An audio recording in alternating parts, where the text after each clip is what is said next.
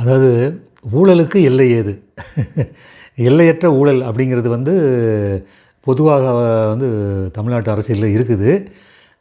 அதை வந்து யாராவது கொஞ்சம் மெனக்கெட்டு யாராவது ஒரு குழு வந்து அமைச்சு வந்து அதை வந்து வெளிப்படுத்தினா தான் உண்டே ஒழிய, மற்றபடி நமக்கே வம்பு அப்படிங்கிற மனப்பான்மை வந்து தமிழ்நாட்டில் தமிழ் மக்களிடம் ரொம்ப வளர்த்துட்டாங்க.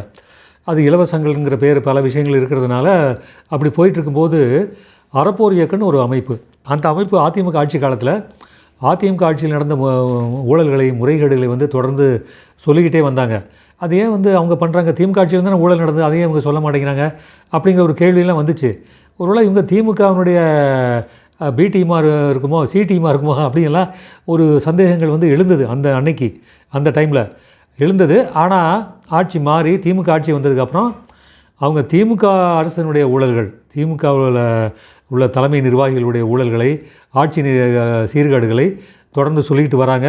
ஆனால் அதிமுக ஆட்சியை சொன்ன அளவுக்கு இல்லாட்டா கூட சொல்லிட்டு வராங்க, சொல்லாமல் இல்லை.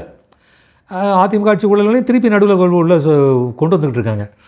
அப்படி சொன்ன அந்த அமைப்பில் சேர்ந்த திரு ஜெயராம் வெங்கடேசன் இப்போ ஒரு புதுசாக ஒரு குற்றச்சாட்டு, ஒரு புகாரை வந்து சொல்லிகிட்ருக்காரு. அது ட்விட்டரில் எக்ஸ் தளத்தில் வந்து சொல்லியிருக்காரு. என்ன சொல்லியிருக்காருன்னா, அவர்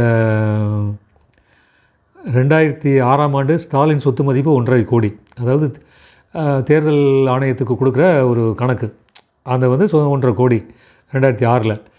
அப்போ உதயநிதி ஸ்டாலின் நடிக்கக்கூட வரவில்லை. அந்த டைமில் வந்து உதயநிதி நடிக்க வரலை. ரெட் ஜெயிண்ட்டும் மூவிஸ் வந்து அந்த டைம் ஆரம்பிக்கலை. அப்படி இருந்தும் 11 கோடி ரூபாய்க்கு ஸ்டாலின் தங்கியிருக்கும், 11 கோடி ரூபாய்க்கு ஸ்டாலின் தங்கியிருக்கும் சித்தரஞ்சன் சாலை வீட்டை உதயநிதி எப்படி வாங்கினார் அப்படி ஒரு கேள்வி எழுப்பியிருக்கார். அது போக உதயநிதிக்கு ஏது 11 கோடி ரூபாய் பணம் என்ற கணக்கை உதயநிதி வெளியிடுவாரா அப்படி ஒரு கேள்வி எழுப்பியிருக்கார். ரொம்ப தைரியமாக அந்த விஷயத்தை சுட்டி காட்டியிருக்காங்க. ஏன்னா இது வந்து சொத்து எப்படி வந்து உயர்ந்தது, சொத்து கணக்கு எப்படி கூடுச்சு, இந்த கணக்கை நீங்கள் எப்படி எப்படி கணக்கு சொல்லுவேன், வெளிவிடுவியா அப்படின்னு சொல்லி கேள்வி கேட்டிருக்காங்க.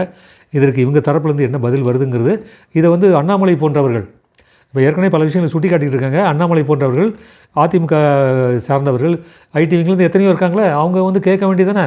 இப்படி ஒருத்தர் வந்து லட்டு மாதிரி ஒரு மேட்டரை கொடுக்கும்போது அவங்களும் கேட்க வேண்டியதானே, கேட்பாங்களா, கேட்கணும் அப்படின்னு சொல்லி கேட்டுக்கிறோம்.